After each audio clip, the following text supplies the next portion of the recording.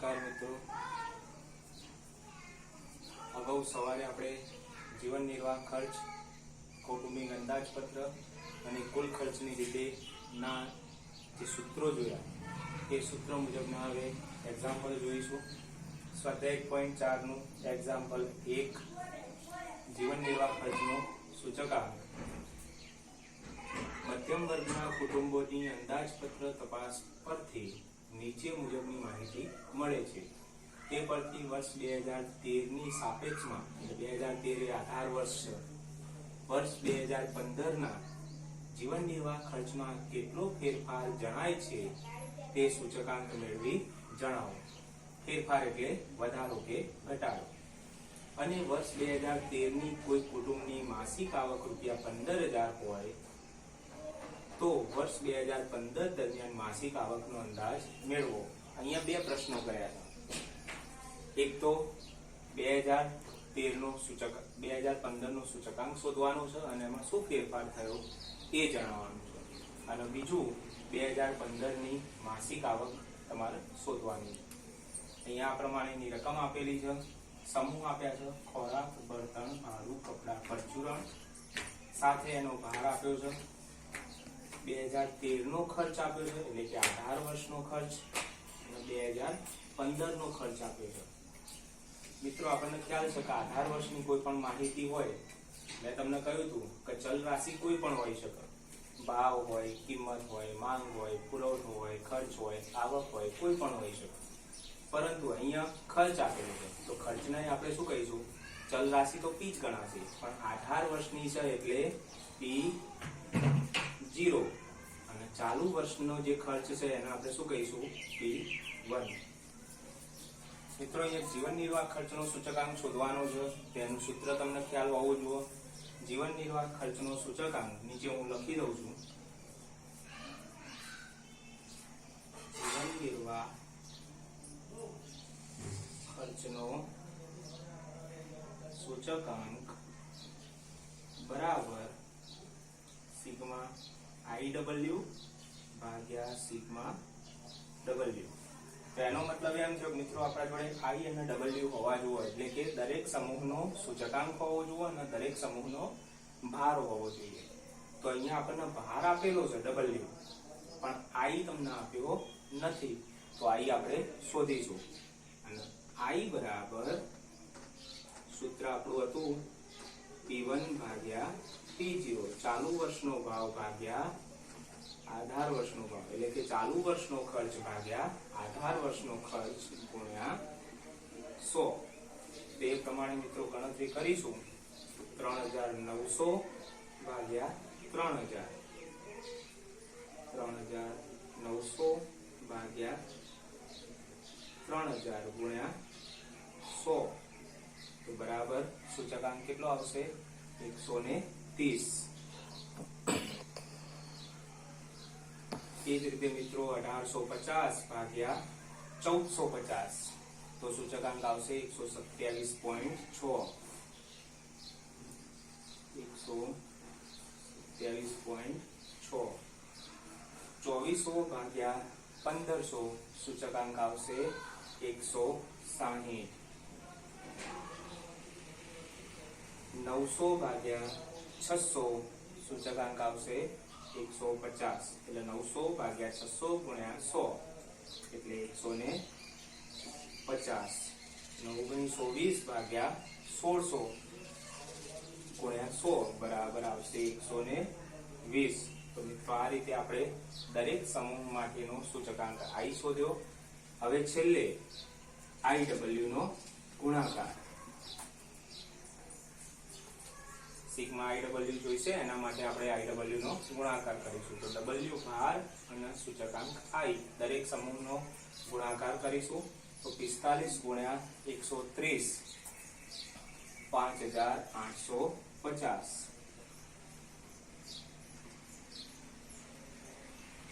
પછી 15 ગુણ્યા 127.6,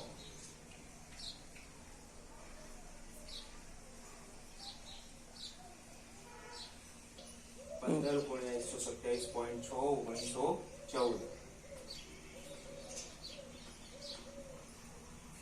10 ગુણ્યા 160 1600, 20 ગુણ્યા 150 3000,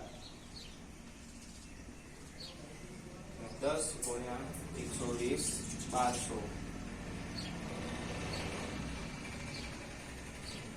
બંને ટોટલ કરીશું. બે સિગ્મા કોના જુઓ છે? એક સિગ્મા આઈ ડબલ્યુ, એટલે આનો સરવાળો જોઈશે, જેને આપણે સિગ્મા આઈ ડબલ્યુ તરીકે ગણીશું. તો આનો સરવાળો થશે, કેટલો થશે? 13564.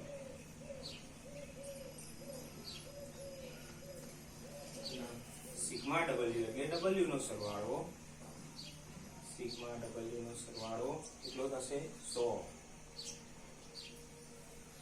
તો મિત્રો બંને કિંમતો આપણને મળી ગઈ. હવે આપણે સરળતાથી સૂચકાંક ગણી શકીએ. સિગ્મા આઈ ડબલ્યુ બરાબર 13564 ભાગ્યા સિગ્મા ડબલ્યુ કેટલો થશે? 100 બરાબર આપણો સૂચકાંક આવ્યો 135.64. આ કયા વર્ષનો સૂચકાંક આવ્યો? તો 2015 નો, ચાલુ વર્ષનો. કારણ કે 2013 તો આધાર વર્ષનો સૂચકાંક તો 100 જ હોય, બરોબર? તો આ રીતે 2015 નો આપણે સૂચકાંક શોધ્યો. પણ અહીંયા તમને શું કીધું છે? તો 2015 ના જીવન નિર્વાહ ખર્ચમાં કેટલો ફેરફાર જણાય છે? તો કેટલો ફેરફાર થાય છે? તો આધાર વર્ષનો સૂચકાંક 100 હતો અને 2015 નો સૂચકાંક કેટલો આવ્યો? 135.64. તેમ કહી શકાય કે વર્ષ 2015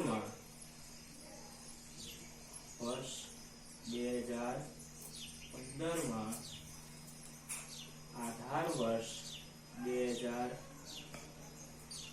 ની સાપેક્ષમાં કેટલો ફેરફાર થયો? 35.64% વધારો થાય છે. 100 કરતા જેટલા વધુ હોય એ વધારો કહેવાય, 100 કરતા ઓછા હોય, માની લો કે આ સૂચકાંક 90 આવ્યો હોય, તેનો એમ મતલબ થાય કે 10% નો ઘટાડો થયો છે. બરોબર મિત્રો? આ સિવાય બીજો એક પ્રશ્ન કરેલો છે આમાં.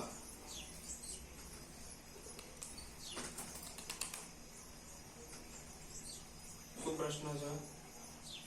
2013 ની કોઈ કુટુંબની માસિક આવક 15000 હોય તો 2013 એ કયું વર્ષ કહેવાય? આધાર વર્ષ કહેવાય. તો આધાર વર્ષ માટેની આવક એના આપણે શું કહીશું? P0 બરાબર કેટલા? 15000. તો વર્ષ 2015 દરમિયાન માસિક આવકનો અંદાજ મેળવો. એટલે 2015 એટલે ચાલુ વર્ષ. તો ચાલુ વર્ષની આવકને આપણે શું કહીશું? P1, જે આપણે શોધવાની છે. તો શાના આધારે શોધી શકાય? સૂચકાંકના આધારે શોધી શકાય. તો 2015 નો સૂચકાંક આપણે 135.64 શોધ્યો હતો, તો એના માટેનું આપણે સૂત્ર મૂકી શકીએ. I બરાબર P1 ભાગ્યા P0 ગુણ્યા 100. માટે I ની કિંમત આપેલી છે 135.64. 135.64 બરાબર P1 જે આપણે શોધવો છે ભાગ્યા P0 એટલે 15000 ગુણ્યા 100.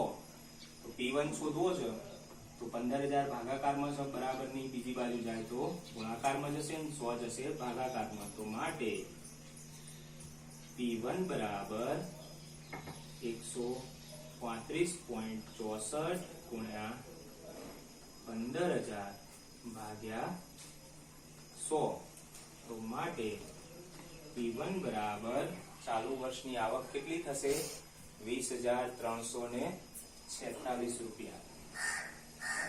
20346 રૂપિયા 2015 ની આવક. બરોબર મિત્રો? બીજું એક્ઝામ્પલ સ્વાધ્યાય 1.4 નું જોઈએ. એ પણ એ પ્રમાણેનો દાખલો છે. ખોરાકી ચીજોના ભાવ અને વપરાશની નીચેની માહિતી પરથી કૌટુંબિક અંદાજપત્રની રીતે.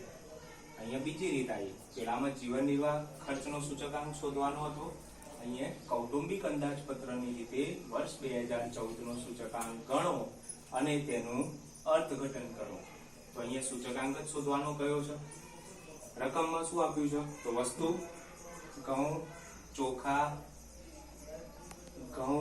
ચોખા, બાજરી,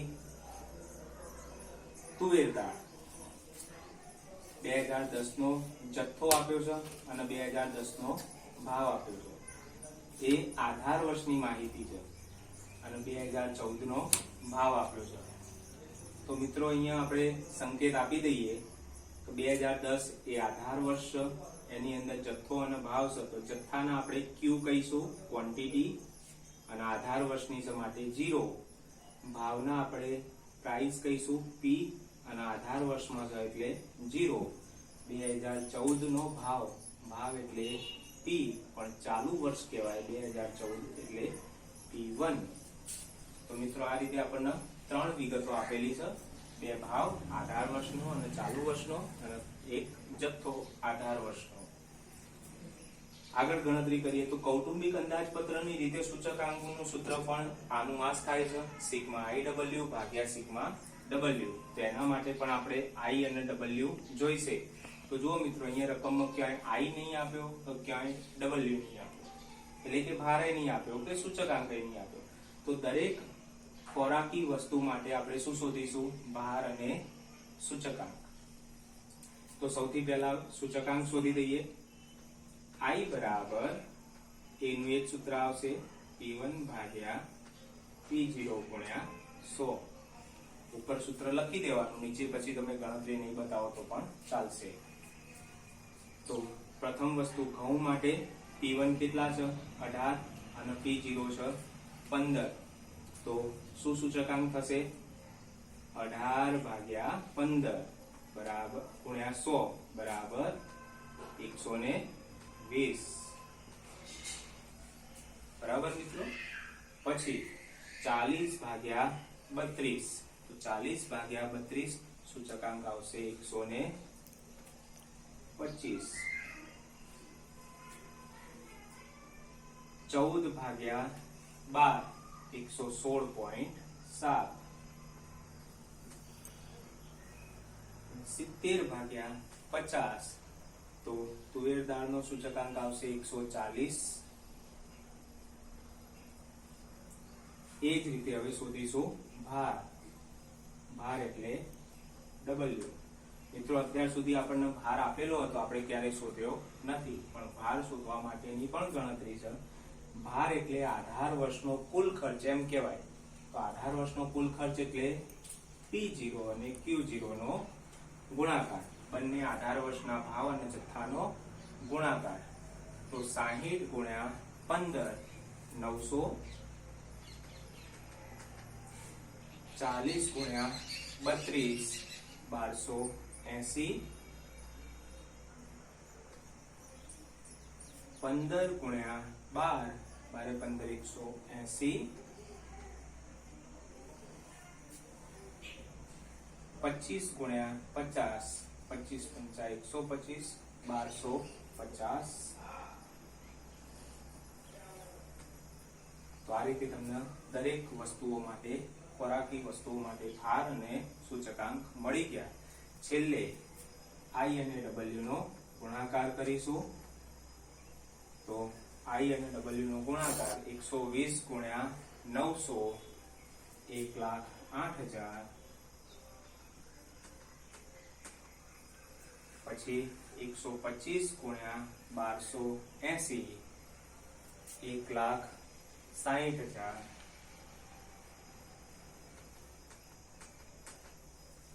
$116.7 ગુણ્યા 180 21,006,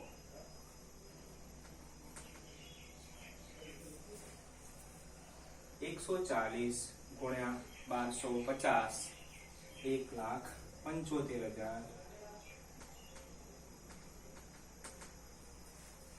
મિત્રો આપણે બે કોલમના જે સરવાળા કરવાના છે, સિગ્મા W અને સિગ્મા IW નો સરવાળો કરીએ. કરીશું તો સિગ્મા ડબલ્યુ નો સરવાળો કેટલો થશે 3610 અને આઈડબલ્યુ નો સરવાળો કેટલો થશે 4,64,006 4,64,006 તો મિત્રો આઈડબલ્યુ આપણને મળી ગયા. હવે આપણે સૂચકાંક લખી શકીએ, શોધી શકીએ. કયો સૂચકાંક છે? કૌટુંબિક અંદાજપત્રની રીતે. તો મિત્રો એ જ લખવાનું, કૌટુંબિક અંદાજપત્રની રીતે સૂચકાંક બરાબર સિગ્મા આઈડબલ્યુ ભાગ્યા સિગ્મા ડબલ્યુ. સિગ્મા આઈડબલ્યુ ની કિંમત છે 4,64,006 ભાગ્યા સિગ્મા ડબલ્યુ ની કિંમત છે 3,610 બરાબર સૂચકાંક કેટલો થશે 128.53.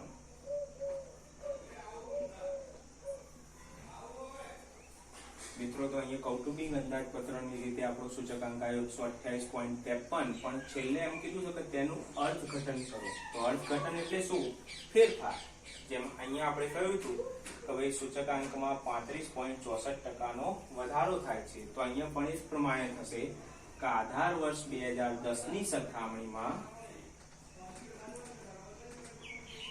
આધાર વર્ષ 2010 ની સાપેક્ષમાં અથવા તો સરખામણીમાં વર્ષ 2014 માં ચાલુ વર્ષ 2014 માં કૌટુંબિક અંદાજપત્રમાં